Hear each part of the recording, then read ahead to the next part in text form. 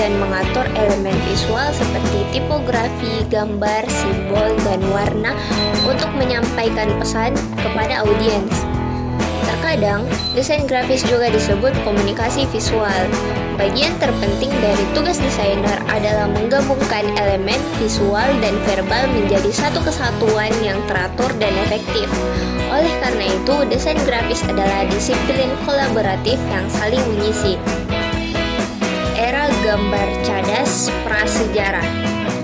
Sejarah desain grafis terkait erat dengan perkembangan seni rupa.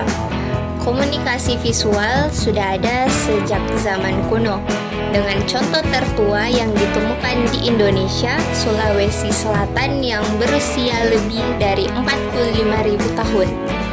Gambar purba juga ditemukan di Spanyol dan Prancis.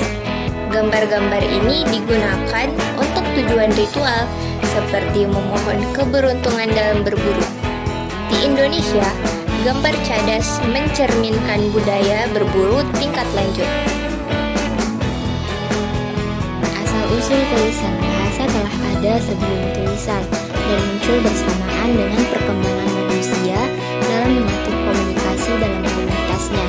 Sebelum ada tulisan, manusia menggunakan bahasa lisan yang belum sempurna, menggantikan komunikasi seruan dan gerakan tubuh yang digunakan oleh primata yang lebih rendah. Tulisan dimulai dengan token penghitungan sekitar 9.000 tahun yang lalu pada masa Neolitik yang digunakan untuk mencatat informasi mengenai tentang tanah, biji-bijian, dan ternak.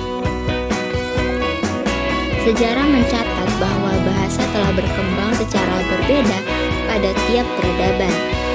Awal mula tulisan diketahui pada masa Proto dengan sistem ideografik dan simbolik mnemotik. Sementara itu, tempat berkembangnya tulisan masih menjadi perdebatan antara Mesir, yaitu sekitar 3200 sebelum Masehi, dan di Cina pada tahun 1300 sebelum Masehi. Piktogram.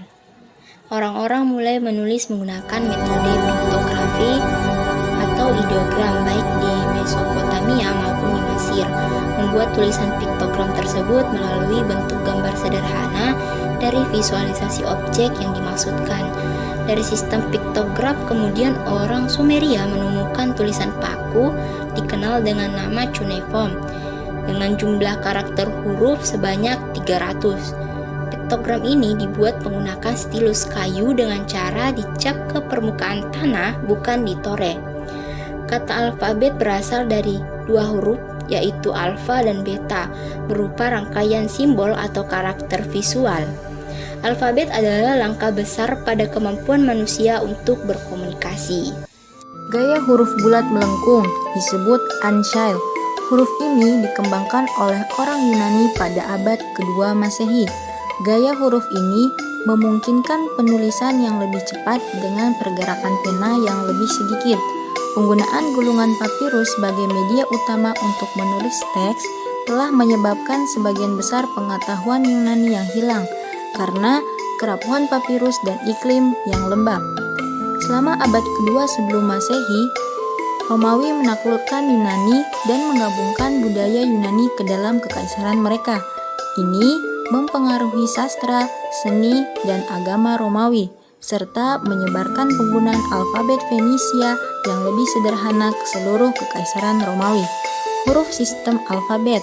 Orang Romawi memodifikasi alfabet Yunani dengan menambahkan huruf G dan menggantikan huruf Z atau Zeta yang jarang digunakan dalam bahasa Latin.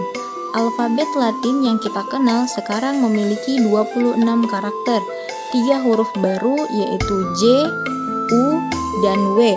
Huruf ini ditambahkan untuk melengkapi alfabet. Mesopotamia. Kisah penulisan astronomi dan hukum kisah peradaban itu sendiri dimulai di satu tempat. Bukan Mesir, bukan Yunani, bukan Roma, tetapi Mesopotamia. Mesopotamia adalah dataran yang sangat subur yang terletak di antara sungai Tigris dan sungai Efrat selama 5 milenium. Sebidang tanah kecil yang terletak di tempat yang saat ini dikenal dengan Irak, Kuwait, dan Suriah memupuk inovasi yang akan mengubah dunia selamanya. Dihuni selama hampir 12.000 tahun, Mesopotamia tanah kaya iklim yang stabil dan pasokan air tawar yang stabil menjadikannya ideal bagi pertanian untuk berkembang. Berkembang sekitar 6.000 tahun yang lalu, membidik dalam semalam, beberapa pemukiman pertanian ini berkembang menjadi beberapa kota pertama di dunia pada periode antara 4.000 hingga 3.100 sebelum Masehi. Mesopotamia dihiasi dengan konstelasi negara kota yang bersaing pada satu titik. Mereka bersatu di bawah kekaisaran Akkadia dan kemudian pecah membentuk kerajaan Asyur dan Babel. Meskipun dekat, inovasi dan pengembangan perang terus-menerus tumbuh subur. Di sebuah Mesopotamia kuno, mereka membangun skala monumental, dari istana hingga kuil. Kuil memuat zigurat yang berfungsi sebagai lokasi ritual untuk berkomunikasi dengan para dewa.